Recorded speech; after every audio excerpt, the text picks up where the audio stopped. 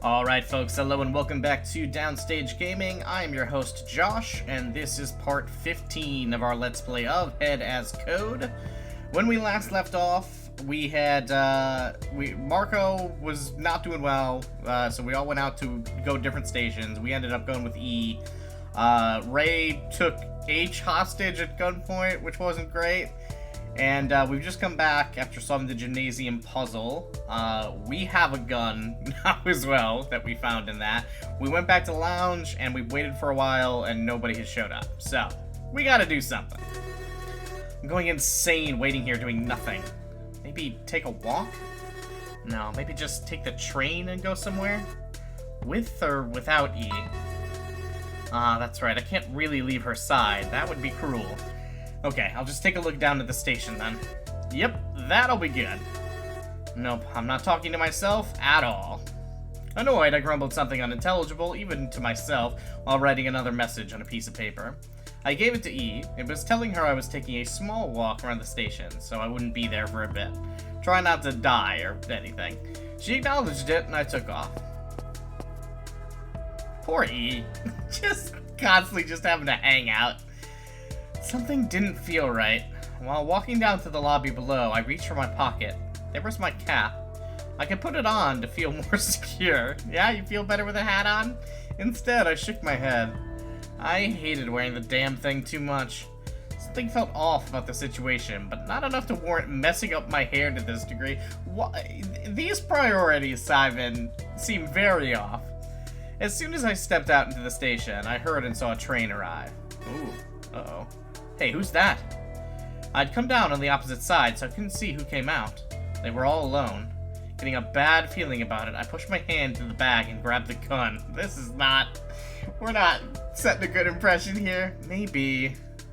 No, this was too early to tell. I ran back up the stairs.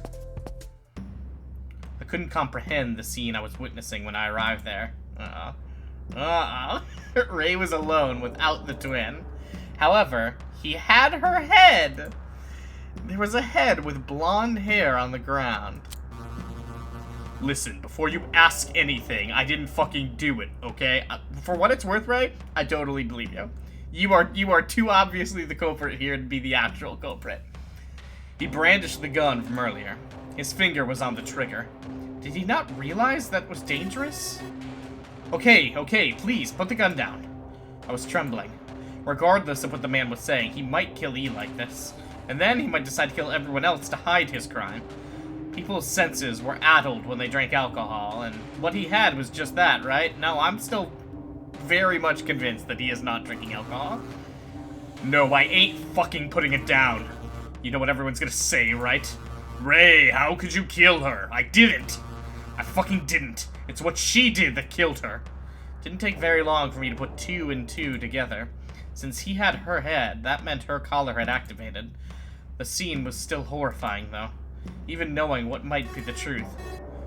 You know this is super serious, right? Of course I fucking know! Then put the gun down if you're genuine about it.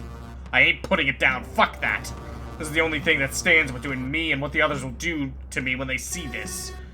Not if they have a Not if they take you by surprise, you murderer! The small girl had arrived out of nowhere. The train containing Jasmine and G probably came by while we were having our altercation. The girl pushed the man down to the ground with surprising strength. Because she caught him off guard, he needed a moment to get his bearings together. That gave her the advantage. I didn't do shit! She killed herself! She's the person who doesn't belong anyway. You liar! You lie! Why do you lie? You killed my sister! Everything happened very quickly. The two of them got caught up in a ridiculous rolling dance on the floor, while I backed off a little further. I bumped into Jasmine. We should really do something.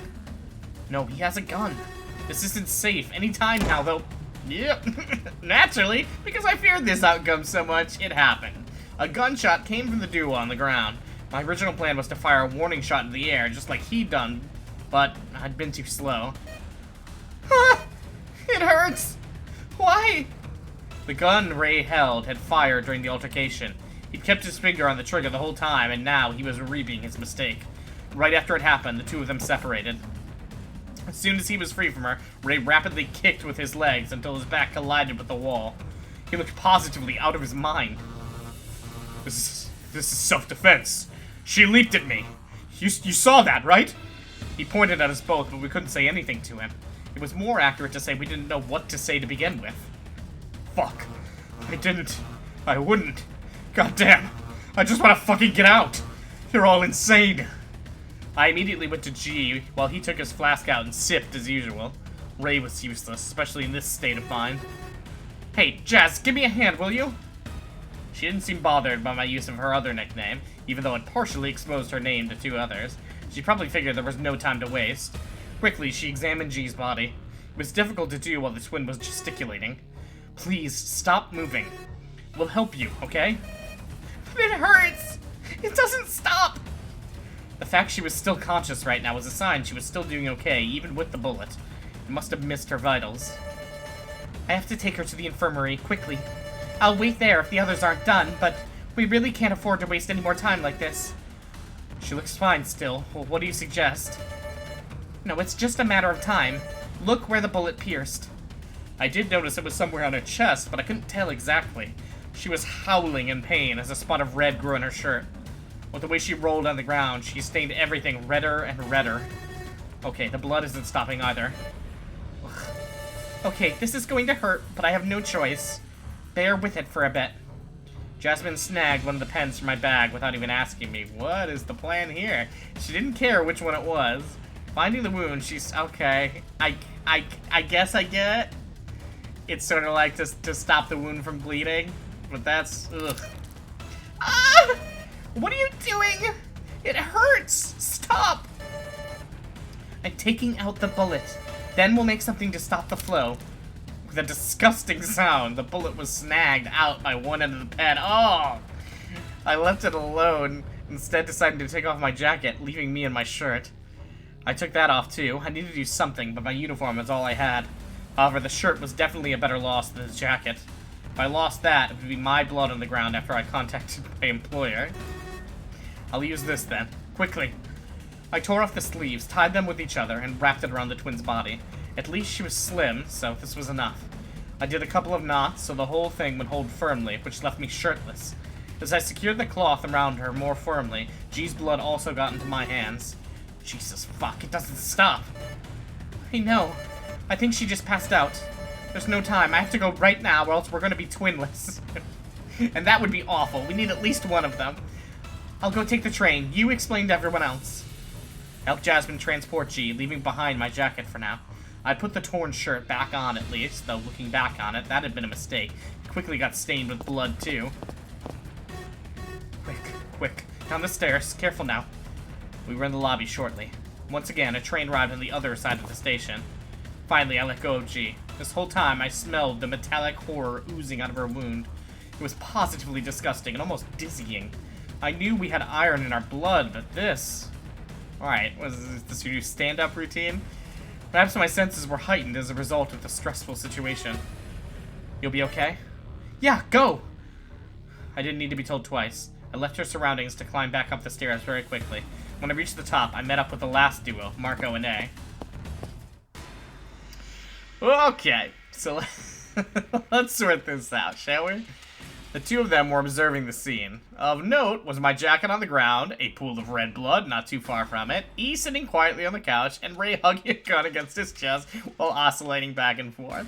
Now let's all just take a chill pill, let's have a seat, we'll have a conversation. And then there was me, blood on my hands, with a half-stained, half-torn shirt on, standing next to H's severed head.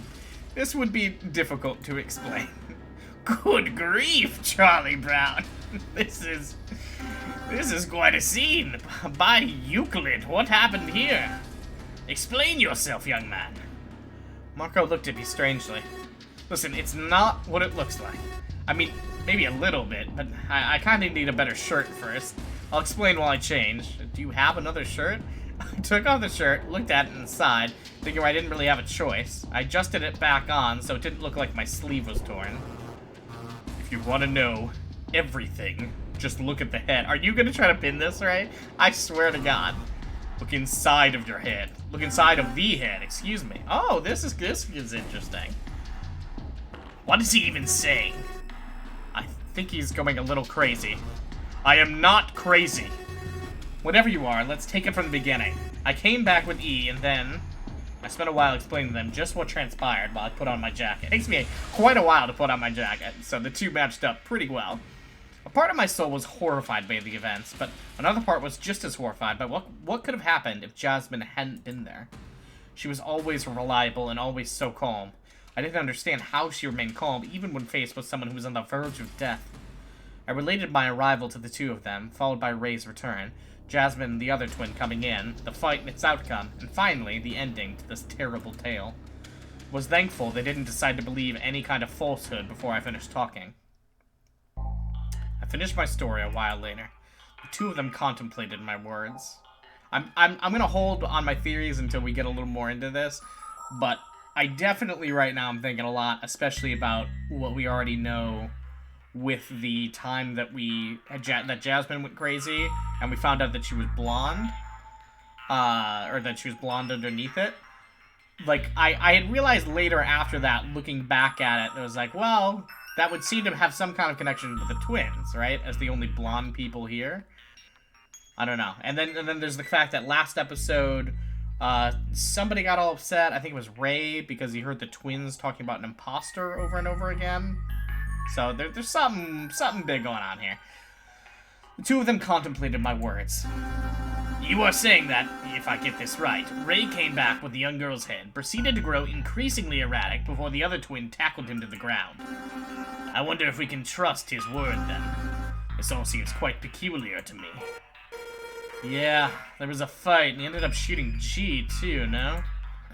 Ray didn't offer any comments on his side. He was positively distressed. It was up to me to play some kind of mediator, because I understood that Ray might not have wanted to shoot.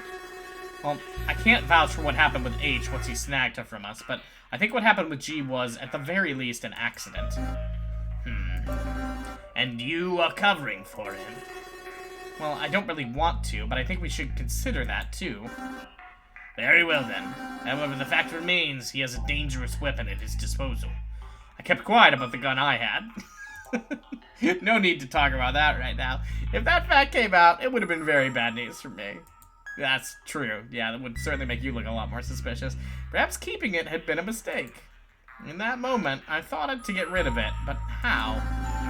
Since you seem to be more acquainted with him, I will leave the burden of unarming him to you. You know, you can always count on A to give me a job that he doesn't want to do. Whoa, hold up. I'm not more acquainted with Ray than any of you. Just because we shared this little episode earlier doesn't mean anything, even if we're the only remaining participants of that horrible event. Be that it is as it may, you have a better first-hand understanding of the situation than us. Would you please talk to him? Don't make me get my pouty face out. Marco looked at me, worried. I was worried too, but the old man did make some sort of sense. Also, wait a minute. Given everything that has happened, we completely forgot about it, but I guess Marco is just fine, huh? I guess they were able to treat him and he's good. I gave up on my objection to his demand. Let us rest for a little, chat some to exchange further information, then we should be off with E to a new station. Given the man's state, it is perhaps better for him to remain here for now. Ray didn't seem to hear us. It was a little selfish to make this choice without his input. On the other hand, the earlier we were out, the better it was, and our numbers had shrunken to an odd composition. Someone would have to stay out this time, and Ray would most likely be it. Yeah, let's sit down. We did just come back from a station already. You don't mind? No, go ahead. I'll think about some things and talk to Ray, I guess? The old man smiled at me before he and Marco split up for me to sit down in separate areas. Since they insisted, I figured I could go and speak to anyone I wanted, provided I ended by talking to Ray too, at least. Okay, alright. So, we can do what we want, but we're gonna end with talking to Ray. Alright, well, first let's check in with E, since we should probably tell her what's going on.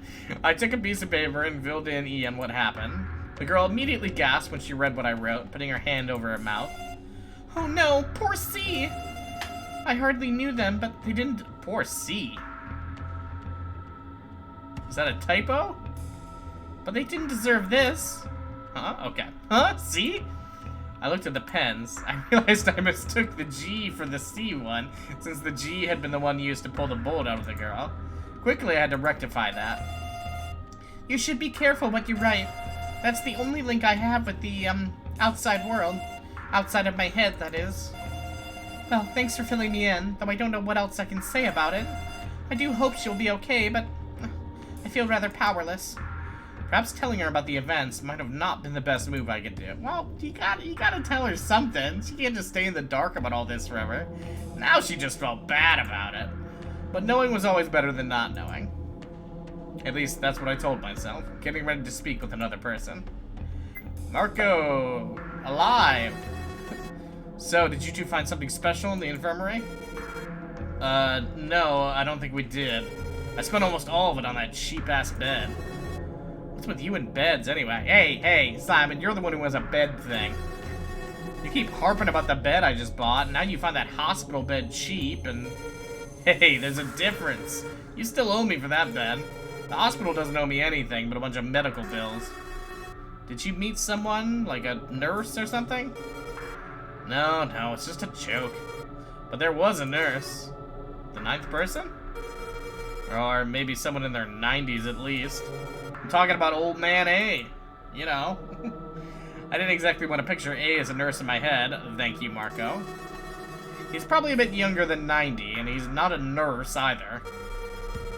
He did fit the bill when he nursed me to full health again. He kissed all my boo-boos, Simon. I want you to really know that. What's the matter, S? Imagining stuff you didn't want to see? You really have to stop with that wild imagination of yours. When you say things, my imagination doing something is just natural. Don't say things you don't mean. Okay. Figured you might have more interest in imagining A as a nurse than me on a bed, torso naked, laying on my side. Oh, whatever. I'll go talk to somebody else, you insufferable squeaker. Mr. Squeaker. I'll see you later. God, Marco sucks. For some reason, I felt like he hadn't been joking this time. I didn't want to push it either way. Both what he was implying and A in a nurse gown weren't things I was into. So, what did you find in the infirmary? Anything special? No, nothing of the sort. I thankfully got there in time, and your friend recuperated quickly. Either his metabolism is strong, or there's something else at play here. Perhaps he's some sort of cyborg man. That's good to know, at least, that he's a cyborg man. I don't really care about the specifics, so long as he's doing fine. Sometimes the specifics can be very helpful. You may learn things you never thought about before. He wasn't wrong, but in this case I didn't particularly want to know about the inner workings of Marco's body, to be exact. I want to know about all the inner workings of Marco's body. Still, while we didn't find anything new, we did think it strange that there was an infirmary here. Do you think it was placed here for this very purpose? Who knows? I don't know what Smiley is thinking. Just wants to take care of us and show us what a proper healthcare system looks like. All these stations, I can understand the security room, but otherwise, it's as if they were set up this way to form some kind of place where you could coexist with others for a long time.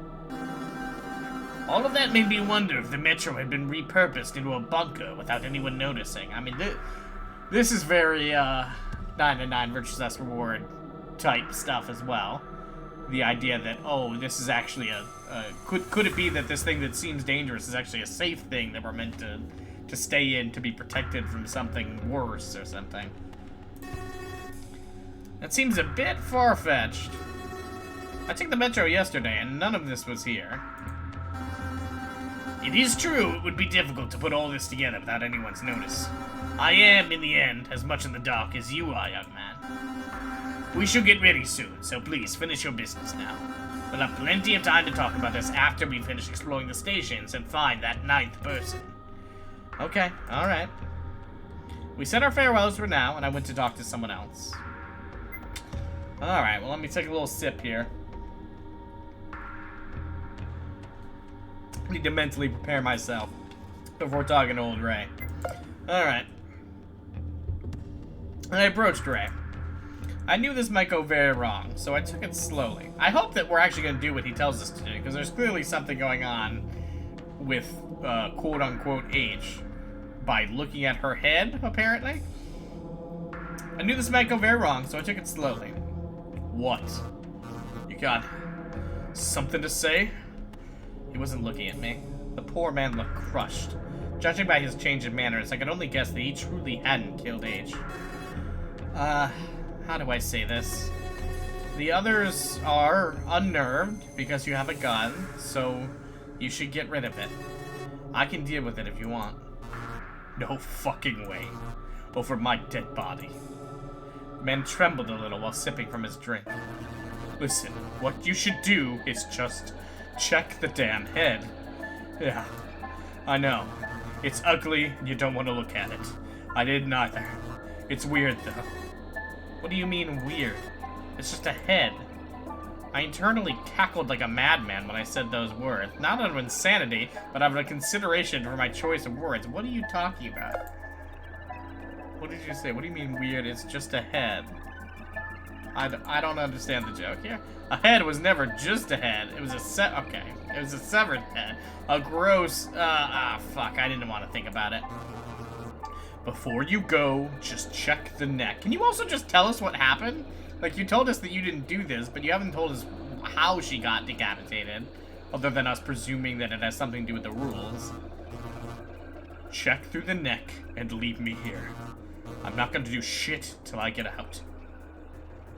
I removed myself from his presence with a sigh. Getting the gun from him would be impossible, so I at least went to do what he said. Hey, what are you doing? Ray said to look at the head, so I will. Can't get his gun? No. He looks useless enough right now.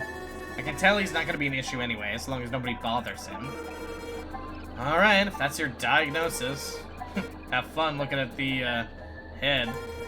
I'm gonna get ready with the girl and the old man, eh? The girl?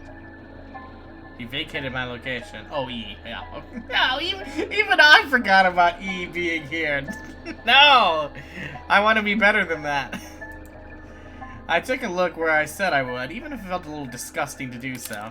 Ugh, I don't like that sound. It wasn't easy to see, since a lot of the insides were burnt, likely as a result of that laser beam from her collar.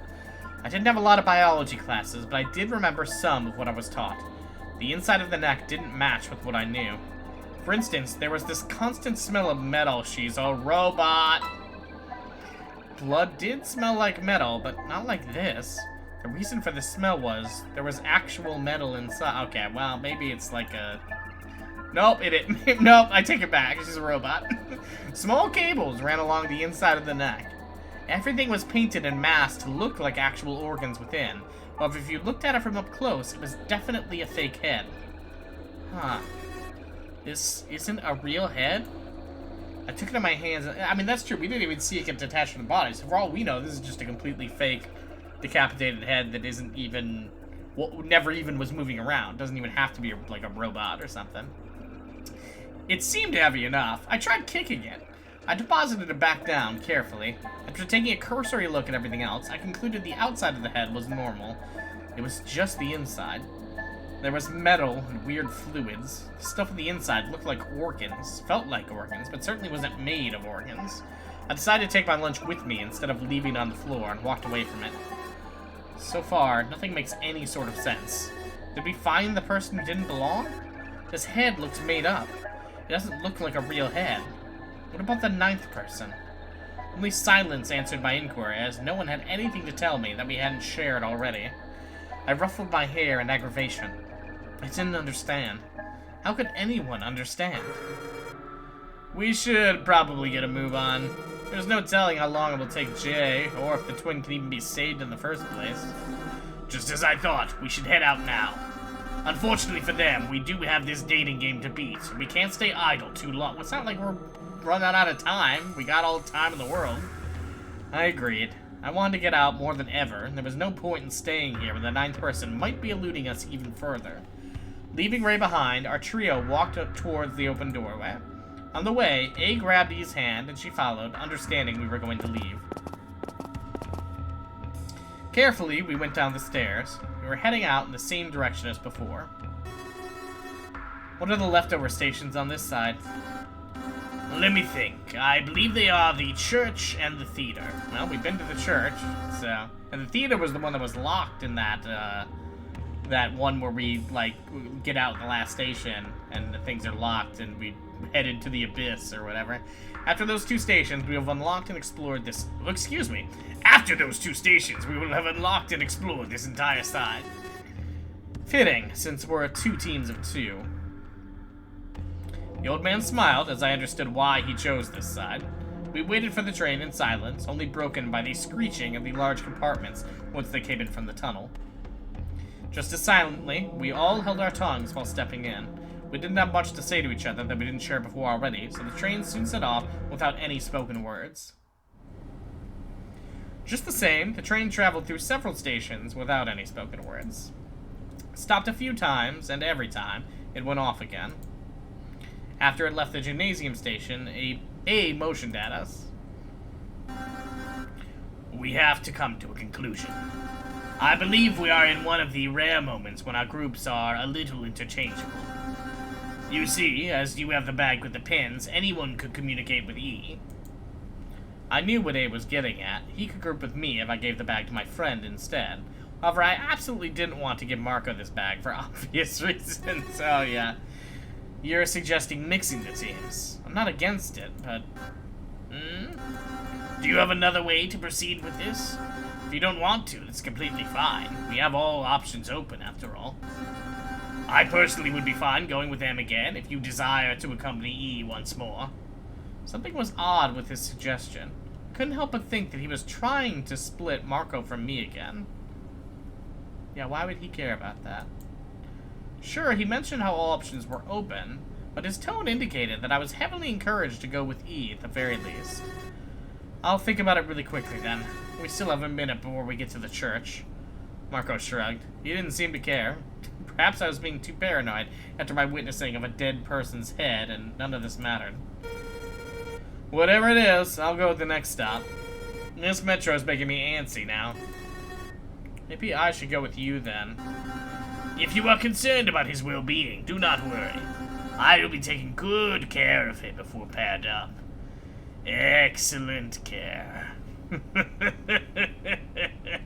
What? Oh, I'm actually gonna laugh.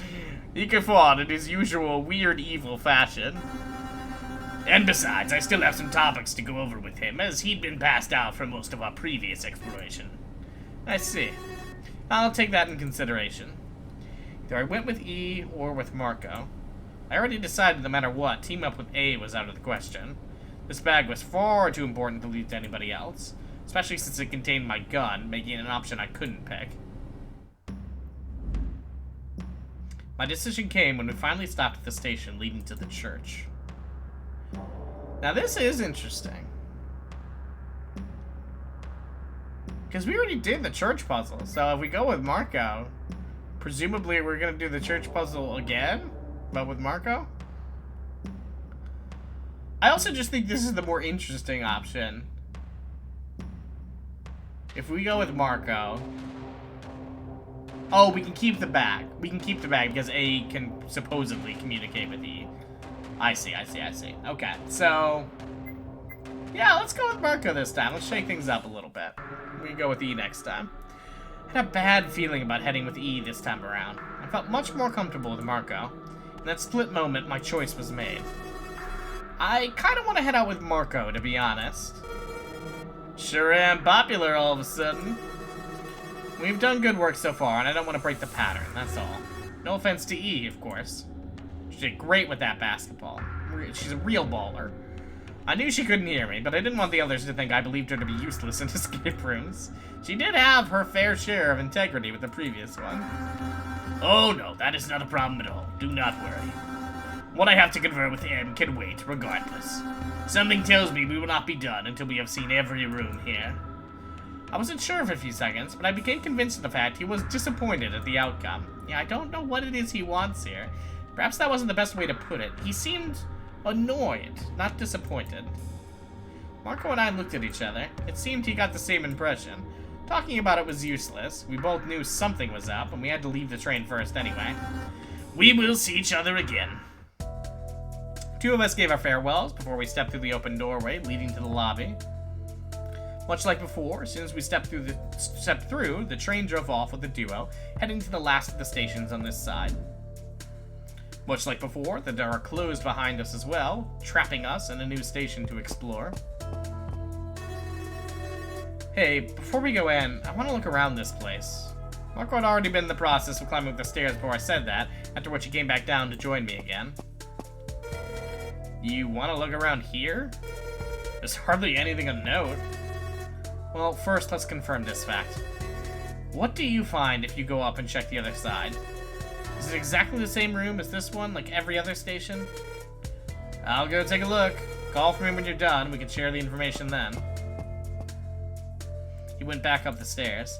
I didn't know if he'd do what I'd asked of him, or if he'd start this escape room without me. No skin off my back in either case. I had a small room to explore, and plenty of time to do so. Some things had caught my eye, and I wanted to take a closer look. Well, let's talk with Marco first. Well, well, maybe that was the ending thing. Whoops. In the end, I decided to call for Marco. Hey, you finished yet? I understood he couldn't hear me, so I left my post and went up.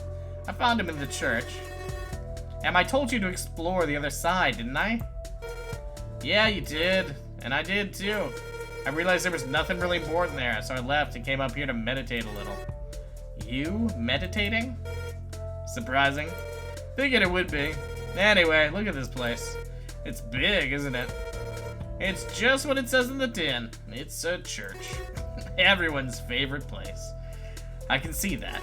Explored this place, any of them? Not yet. But you gotta do the suits in the right order, and you gotta do heart twice, so... I was waiting for you, like a good companion. Could have shaved off some time if I went and did some of this on my own, but I thought it'd be better if I did it alongside you. Had to diffuse this little joking mentality he kept relying on while we were in here. This isn't fun, though. Marco, stop having a good time. Right? Nobody gets to have a good time here. None of this. We're stuck here. We can die. How could you think any of this is fun? Ever heard of a coping mechanism, Simon? Well, to be honest, I don't think that. I'm just optimistic. At least I try to be. This place is really hard, you know? It's suffocating me a little, knowing we can't just go outside. Yeah, that's rough. You get me? You understand what I feel about this place, right? I do wish I could be back outside, like Ray Wishes too. But until we're outside, I can't let it drag me down too much, or else I'm gonna drink myself unconscious in the lounge and be useless. So that's why, if I want to win, I have to work hard. It's the same for life, too. There are so many people who try doing something or another, and they just fail. They just don't reach their goal. Why is that? They gave it an honest shot, but it's not because they didn't manage to do it that they failed. Failing isn't the act of falling down, but staying down. It's just like the little green man said. You either succeed or you fail. There's no trying to do something. Little green man, huh? Can't say Yoda here? Afraid? Well, I guess it's owned by Disney now, so fair enough. Either get back up and work harder, or you stay down. I see. I thought I understood Marco before, but perhaps this was more useful than any gaming session we've ever had together. You know what? I thought you could get to know a man by gaming, but apparently not. Marco, you all think you know me because we've gamed together. You don't know me. Marco relied on his humor because he needed it. That'd be obvious for anybody to figure out. If that was the crutch that kept him up, what was mine? Jasmine's face flashed in my head. Was it Jasmine? No. Was it the knowledge that I could make it out with my friends alive if I gave it enough effort? Here we are in a church thinking about these silly things. We both know enough about religion that I'm sure you can understand how ironic that is. Yeah, the church has been used for a long time as a means to stifle progress. Witch hunts, for example, or better put, the idea you have to put down anything and everything you can't personally explain. Something like that. Which is why I don't like being in this place. I don't know. Even with that, I think I'm okay being here. There's a part of me that resonates with God. Here we go. M the Evangelist. Soon you'll knock on people's doors to deliver unto them the word of the Lord. Oh, nothing like that. He puts his hand in his pockets. We both contemplated the room. It was spacious, as we'd previously ascertained. I had no idea how this could be underground. This is a church. It's kind of weird that it's here, underground. Churches have a right to go wherever they want to. They're human, just like you and I. You know, churches are people, just like the Supreme Court said. I was just wondering how exactly they managed to build this underground. It's pretty big, even if it looks smaller than the churches I've gone to in the past. How many was that? 1. He shrugged as if that proved a point. Fair, that was only one church, so I was no expert or anything. Silently, he'd already begun exploring the room. Decided to follow his lead and go for it too. And yet, before I could make any movement, a strange feeling took hold of me. It was a bit of a flashback. Somehow I felt like I'd been here before. Well, we'll have to find out exactly what's going on here next time. I think I know. I think, you know, because was this one we had to do in that first playthrough? Like, that wasn't a choice we made later. No, yeah, that was on the main path that we had to take the first time. So there's no way we could have gotten here first. So this is probably going to be our first real big encounter of like, oh, I'm remembering something that happened in a different timeline. How can I possibly know that? But we'll have to find out next time. Until then, this has been Downstage Gaming. I have been your host, Josh, and I will catch you all next time.